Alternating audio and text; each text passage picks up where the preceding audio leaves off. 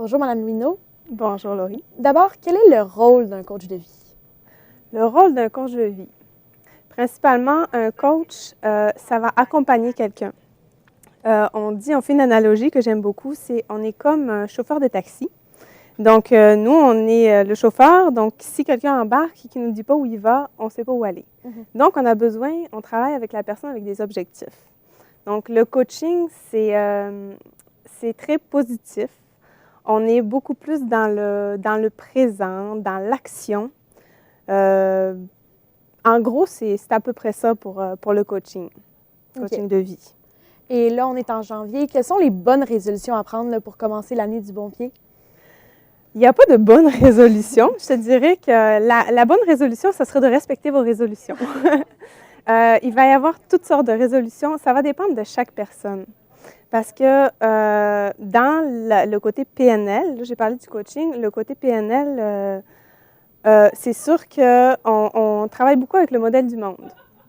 Donc, on considère que chaque personne, par rapport à son vécu, donc par rapport à ses origines, par rapport à tout ce qu'elle a vécu dans sa vie, elle va être unique et elle va avoir une façon de penser différente de la personne à côté d'elle. Donc, c'est sûr que je ne peux pas dire qu'il y ait une résolution en particulier. Ça va vraiment être avec la personne. C'est quoi qu'est-ce qui est important pour elle? Parfait. Et quelles sont les résolutions d'ailleurs qui sont plus fréquentes? C'est sûr qu'il y a beaucoup au niveau de la santé. Perdre du poids, se réveiller de bonne heure. C'est beaucoup des choses qu'on va avoir au niveau du travail aussi, des changements de carrière, justement même des étudiants. Qu'est-ce qu'ils voudraient faire exactement, où c'est qu'ils pourraient s'en aller. C'est un petit peu des choses qu'on peut voir. Et comment on fait pour les atteindre, ces objectifs-là? Pour atteindre les objectifs, donc c'est ça. Moi, j'utilise la PNL en tant que coach de vie parce qu'il y a les coachs de vie en général, mais il y a la PNL. La PNL, c'est la programmation neurolinguistique. Donc, c'est les programmes, c'est tout ce qui s'est encodé en toi depuis que tu es tout jeune, neurologiquement. Et linguistique, c'est la façon dont ça s'exprime. Donc, ça va s'exprimer par ton verbal, ton non-verbal, par tes réflexions. La question était? Oui, en fait, les résolutions, lesquelles qui sont les plus fréquentes, puis comment on le fait pour les atteindre? Oui, c'est ça, pour l'atteinte de ces objectifs-là, oui, voilà. Atteindre les trucs.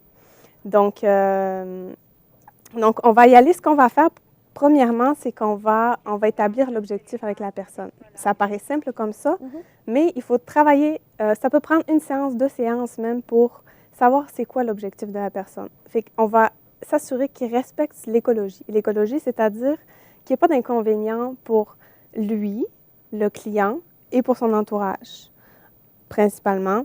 Après ça, il y a plusieurs choses qui vont rentrer en ligne de compte donc, pour l'atteinte de cet objectif-là.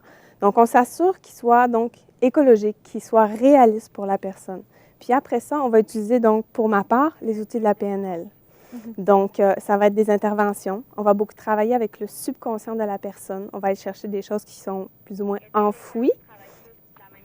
Puis, on va travailler avec les métaphores aussi, entre autres. OK. Donc, c'est à peu près ça. On est tout le temps dans l'action. Et est-ce que c'est tous les coachs qui travaillent de la même façon? Non, parce que comme je te dis, en coaching de vie, il y a vraiment plein de sortes de coachs de vie. Donc, moi, j'ai la PNL. Il y en a, c'est juste relation d'aide. Donc, je ne connais pas exactement toutes les choses qu'il y a. C'est comme un petit peu dans la psychologie. En psychologie, il y a toutes sortes de façons de faire. Il y a la psychologie humaniste, différentes choses. Donc, chaque coach va avoir sa couleur. Puis même en PNL, j'en parlais, chaque coach va avoir aussi une couleur à lui. Donc, même si tu vas avoir un coach en PNL et tu vas en avoir un autre, il peut avoir des façons de travailler qui vont être complètement différentes. Donc, ça va y aller avec sa couleur. Moi, mon côté, c'est mon côté empathique, ma sensibilité. Fait qu'un autre, ça va être autre chose. On va toujours travailler avec la créativité, faire ressortir la créativité aussi chez nos clients.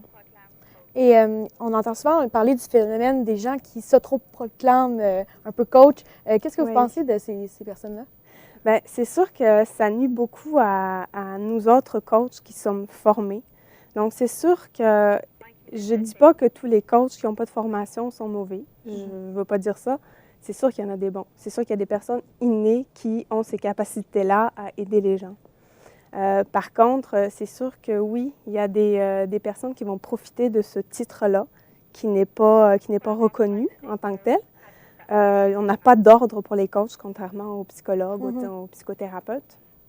Donc, c'est sûr, il faut faire très attention. L'idéal, c'est de premièrement regarder si la personne a une formation en coaching de vie, PNL ou autre. Et ensuite, c'est sûr qu'on peut aussi aller voir au niveau des accréditations, des certifications plus qu'une accréditation. Certifications comme en coaching de vie, il y a c'est l'International Coaching Federation. Okay. C'est ça. Parfait. Bien, merci beaucoup, Mme Louineau. Bien, merci à toi.